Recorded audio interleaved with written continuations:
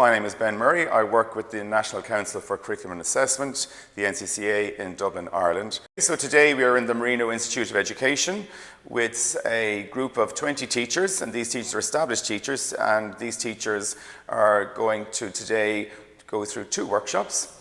One is with Dr. Deirdre Butler, looking at how the theoretical framework around collaboration, and then following that they're going to create some learning scenarios with collaboration as the focus. So in Ireland, currently we're going through a wide-scale reform of our junior cycle education. So junior cycle education is students aged 12 to 15 in post-primary education.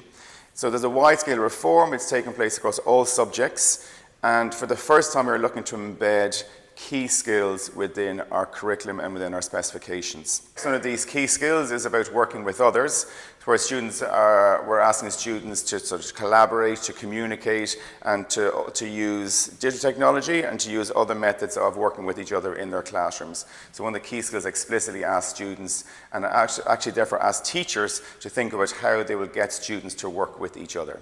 So I'd like to introduce Dr. Deirdre Butler. For many of you, you've already met Deirdre. I'm sure you've done some work with Deirdre before. Deirdre is a senior lecturer in digital learning in St. Pat's DCU, soon to be the new Institute of Education.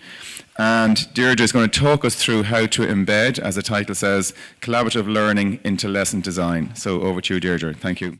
So I'm asking you, are you actually preparing your students or designing learning in such a way that you're actually preparing your students to enter the world, to be critical thinkers and complex communicators?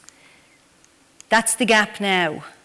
The other research was in 2002. This is the latest in 2013, and it's from a paper called Dancing with Robots. You can see the gap is getting bigger, and working with new information and solving unstructured problems. But of course, that's not going to happen in isolation. People don't work in isolation. So how are you going to get people to work together with new information and unstructured problems?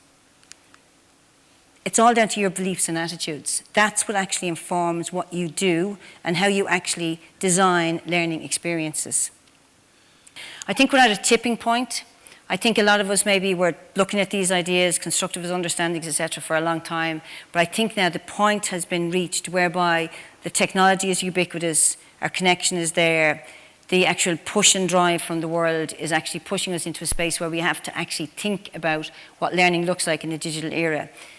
So I'm asking you, is it going to be incremental progress? Are we actually going to sort of inch just along like an inchworm, okay?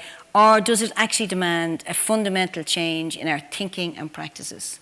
So there's no use talking about collaboration unless you really take apart what does collaboration mean, okay? You can have all the great technology and say, oh, we're using Skype, and oh, we're using this, and I'm saying, what are you using it for?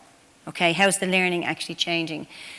Technology can support new pedagogies that focus on learners as active participants, with tools for inquiry-based pedagogies and collaborative workspaces. And that's what you're here about today. How do you actually enable collaboration? What does it look like? How do you describe it, okay? So we embarked on this research, the ITL research, quite a number of years ago, Innovative Teaching and Learning. I'm only going to show you one thing that I think is really important. If you design learning activities that demand the use of these skills, students will develop them. There's the evidence, okay? It seems like a no-brainer, okay? But if you don't design learning activities that demand the use of these skills, okay, students don't develop them by osmosis. And some people take the easy way out and say, oh, these are personality traits. You know, if people are good collaborators, oh, and everything else. You can design for them and you can develop these skills. Okay?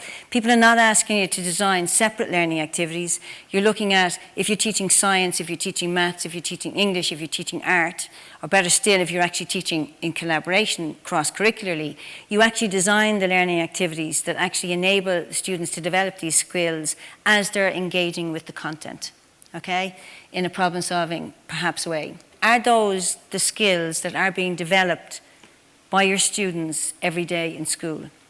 Is the type of learning activities that you're designing for your students developing these skills? And how could you actually work as a staff to actually design learning activities that will actually develop these skills? They're not going to develop overnight. They're going to they're really going to demand consistent planning in a school as to how you develop these skills, what type of learning activities do you need to design. You're not going to do it on your own.